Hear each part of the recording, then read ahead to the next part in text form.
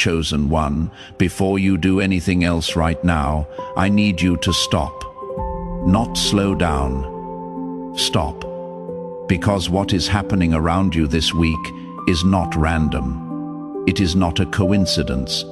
And it is not just a difficult season. Something has been pressing against you with a precision that feels personal, because it is personal. And if you leave before this is finished, you will walk back out into the world still carrying a lie about yourself that has already cost you more than you know. Stay, every second of this matters. You already know the feeling I am about to describe. Someone pushed you this week. Maybe it was a conversation that went sideways. Maybe it was silence where support should have been. Maybe it was someone looking directly at your patience and deciding it meant you had no limits, and something inside you stirred. Not rage, not the urge to retaliate. Something quieter and deeper than that. A kind of knowing, a recognition that if you ever fully released what lives inside you, the room would never be the same. And then you did not release it. You held it. You stayed quiet. You chose peace when war would have been understandable. And somewhere in the back of your mind, a voice started asking whether that restraint was wisdom or whether it was weakness.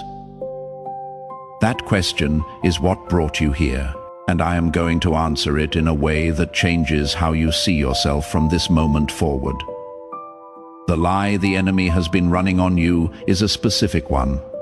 He has not been telling you that you are bad. He has been telling you that you are too good, too forgiving, too patient, too available. He has been replaying the moments where you extended grace and received nothing in return. The moments where you protected someone who later used that protection against you. The moments where you stayed when leaving would have been easier and nobody would have blamed you. And he has been calling that foolishness. He has been telling you that your goodness has been your greatest liability, that if you had been harder, colder, less merciful, you would be further ahead right now, that your gentleness has been the ceiling on everything you were supposed to become. But that is not what Scripture says about who you are. The Spirit of God does not give you a spirit of timidity. It gives you power and love and a sound mind. Not power or love. Not power despite love. Power through love. A sound mind directing both. Your compassion and your strength are not in conflict. That is the deception. A person who has never developed the capacity for love cannot be trusted with power. And a person who has never developed the capacity for power cannot fully protect what they love. You are both fully at the same time. If you have ever been mistaken for weak because you chose kindness over reaction, type 222 in the comments. Because what I am about to show you is going to reframe every moment you thought you were losing. Here is what the world consistently misreads about a person like you.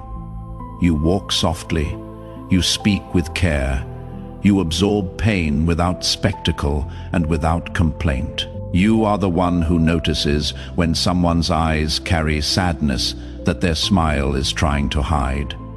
You give from your last reserves because something in you cannot witness a need and walk past it.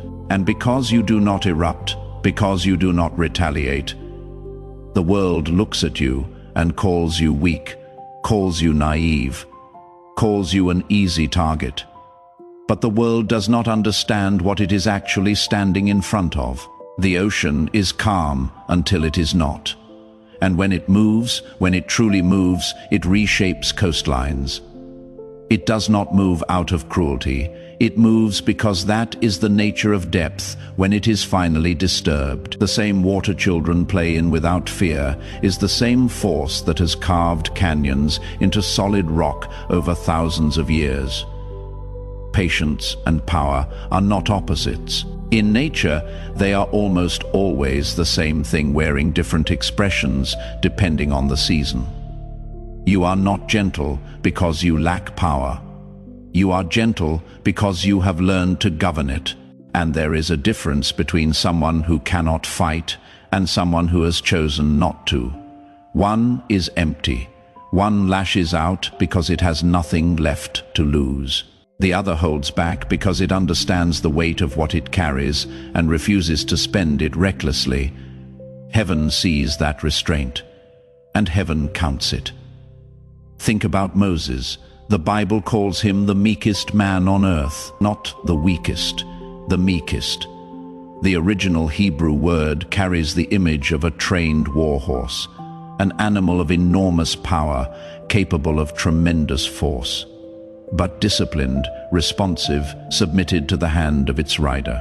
That is meekness, not the timid child in the corner, not the doormat absorbing every boot, the trained force, the governed strength. Meekness is not the absence of strength. It is strength submitted to purpose. The fire was always in Moses. The capacity for decisive, forceful action was never absent. But the man who carried that fire was the same man chosen to carry the law of life down a mountain. His restraint was not cowardice. It was a covenant. The evidence that he could be trusted not just with power, but with holy power.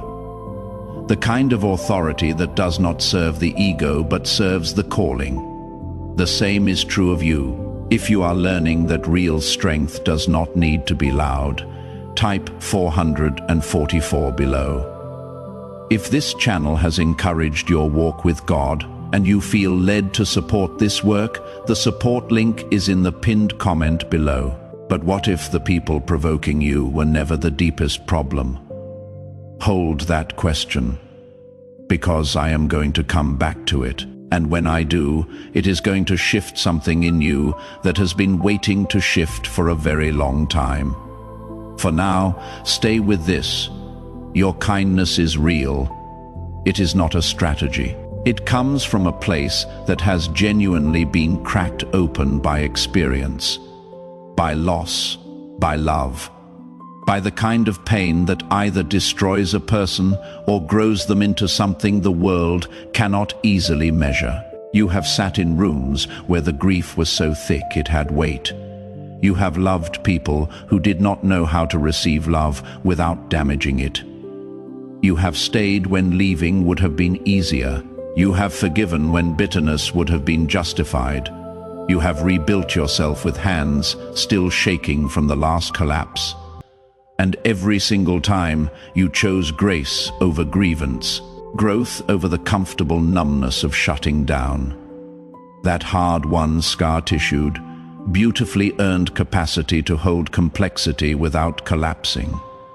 That is where your dangerous nature lives, not in your anger, in what you chose to become instead. Most people are predictable because they are reactive.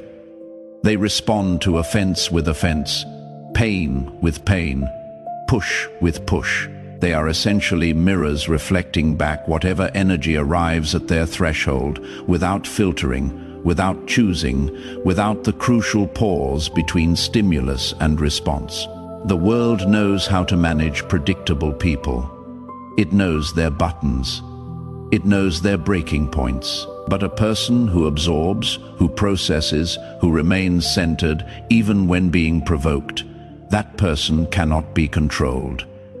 And what cannot be controlled will always be feared. Something begins to build inside a person who has been consistently kind in the face of provocation, consistently gracious in the face of cruelty, consistently soft in environments that rewarded hardness. It cannot be fabricated. It cannot be manufactured through ambition or desire alone.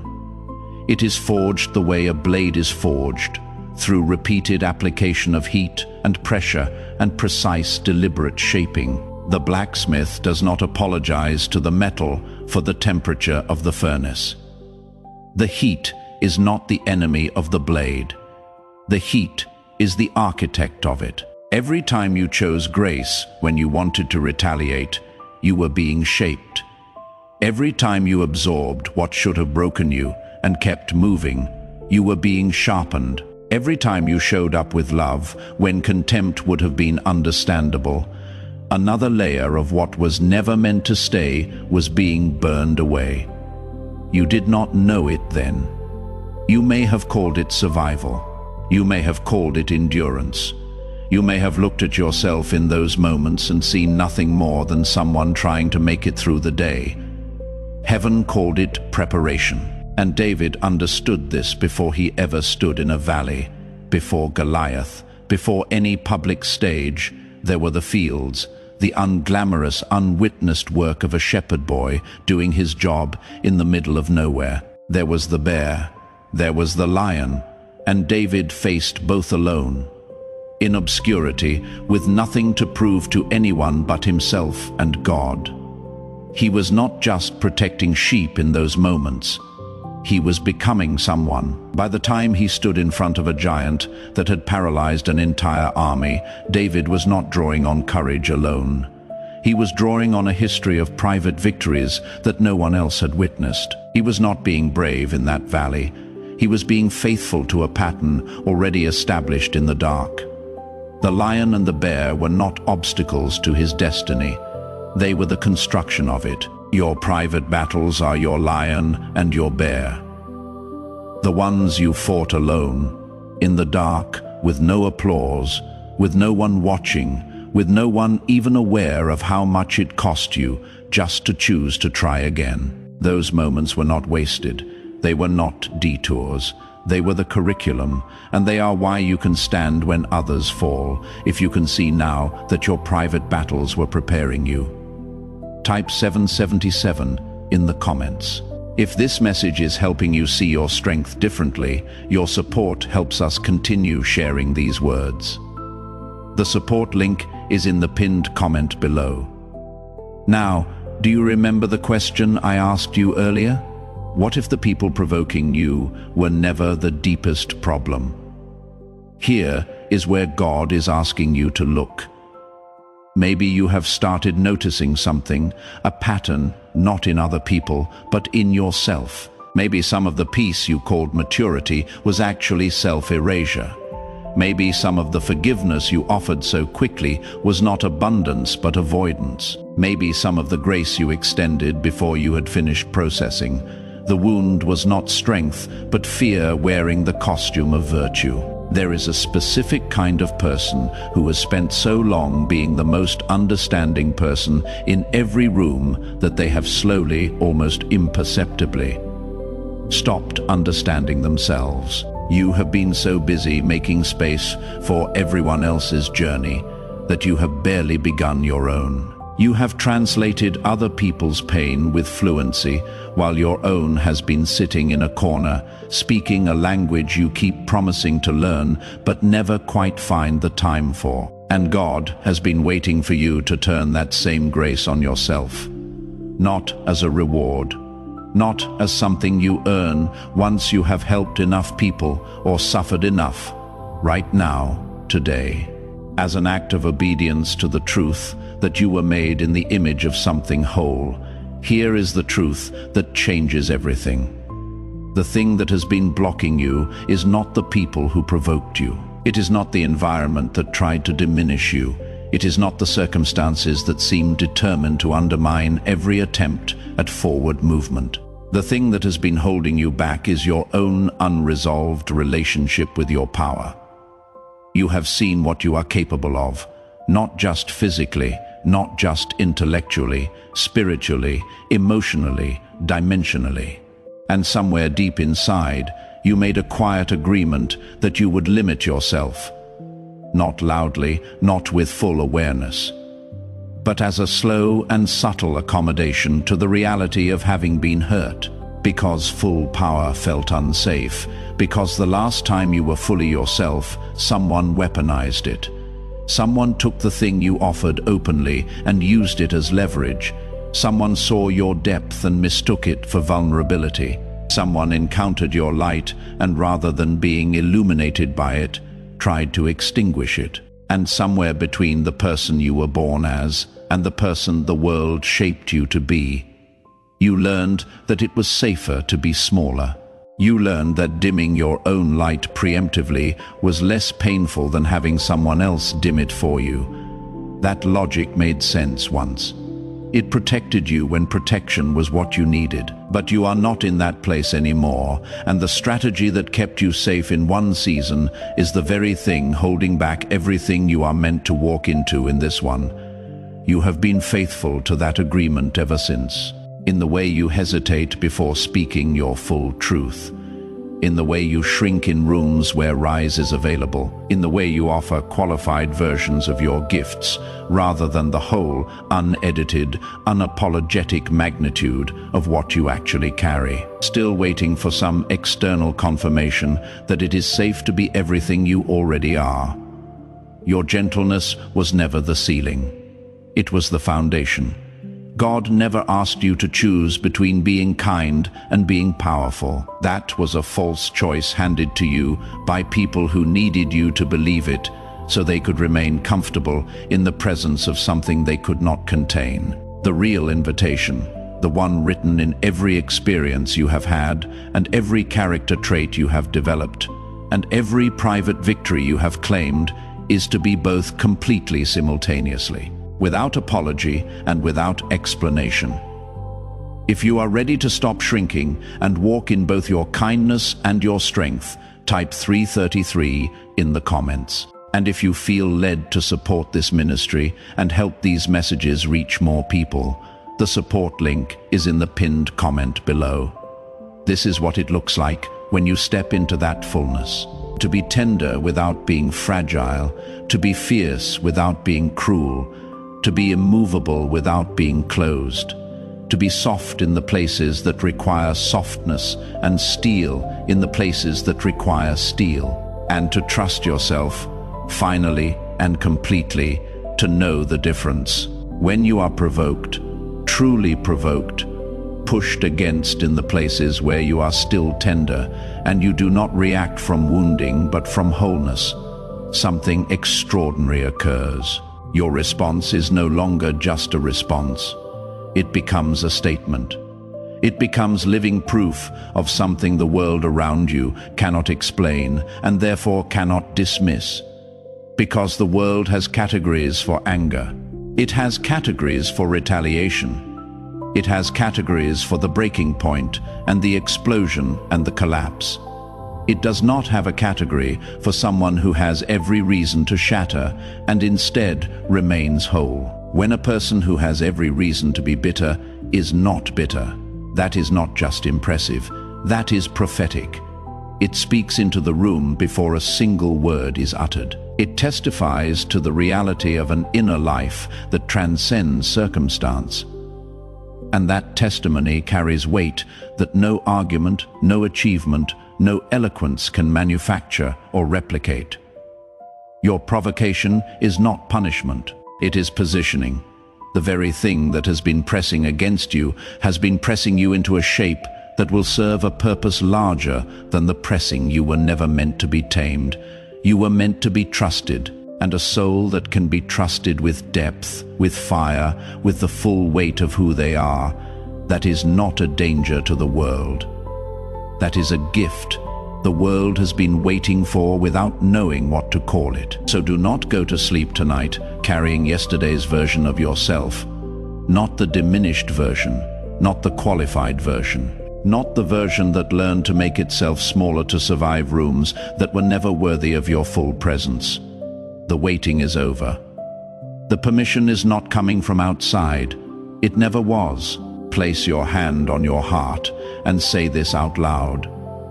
Let it travel down into the places where the old agreements were made, and let it speak truth into those rooms. I am not too much. I have never been too much. I am exactly the measure that heaven designed, placed here on purpose, for a purpose that does not require anyone else's agreement. I release the agreement I made with smallness. I release the idea that my gentleness disqualifies my greatness. I reclaim my fire. I reclaim my depth. I reclaim every part of myself I handed over to rooms that could not hold it. I am dangerous in the most divine sense of the word, dangerous to cycles that need to end, dangerous to lies that need to be exposed, dangerous to every limitation that assumed I would never wake up. I am awake. I carry my softness and my strength as one, because they always were. And so it is, walk in it. If this declaration is yours today, say amen in the comments.